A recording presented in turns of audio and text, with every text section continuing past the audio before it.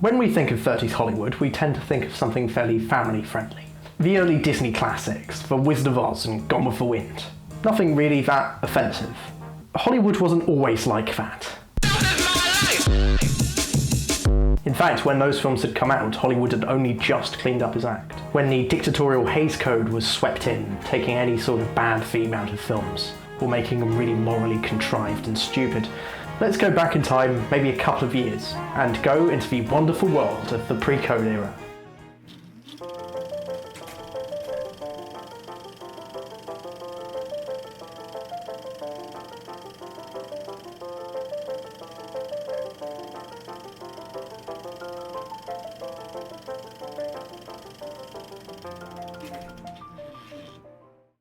A perfect storm of scandals, particularly the Fatty Arbuckle murder case, very much the O.J. Simpson trial of the 20s, led Hollywood to believe that there was a bit of an issue with how its morality was being perceived.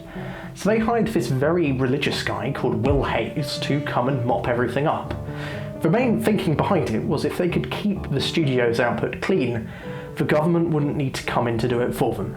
Keep in mind, this was back when government intervention was hated by everyone. Hays proposed the formula, a set of rules that the studios could abide by in order to mop up their films and keep things fairly PG, though the term PG didn't exist back then. People read it and people saw it, and no one really gave a shit. A couple of years later, two clergymen saw his ideas and built upon it. Hays really liked this thing that they'd built, and thus the Hays Code came into practice.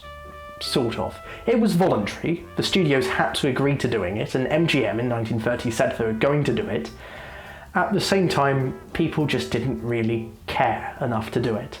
Even though the government intervention thing was scary to the film studios, it still wasn't enough to make them want to censor their work, and fair enough. After all, sex sells. Even if the Puritans didn't think it was right, it did. Hollywood was exploring and developing new markets, and not having any rules to follow proved to be a great way of experimenting with what could and couldn't work.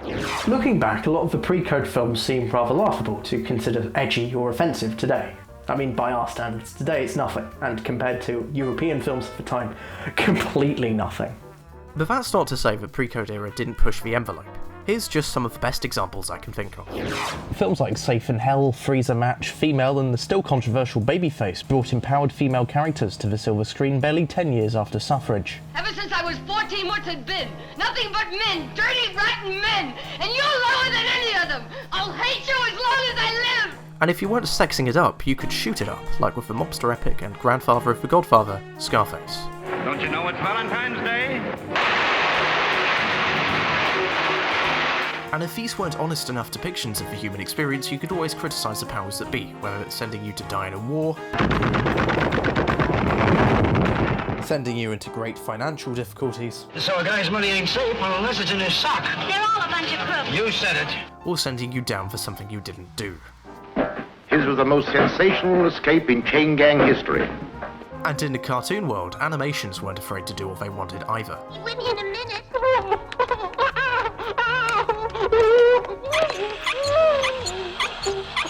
Yeah, but you can see why this was banned. All these sort of taboos for the time were just being shattered by pre-code films. All sorts of things that people didn't even want to talk about in their own homes were getting a voice on camera. Unfortunately, the fun wouldn't last. 1934 was when Hollywood went full Hays Code. Films were immediately censored. Scripts were torn apart just to make sure that they fitted this arbitrary moral code.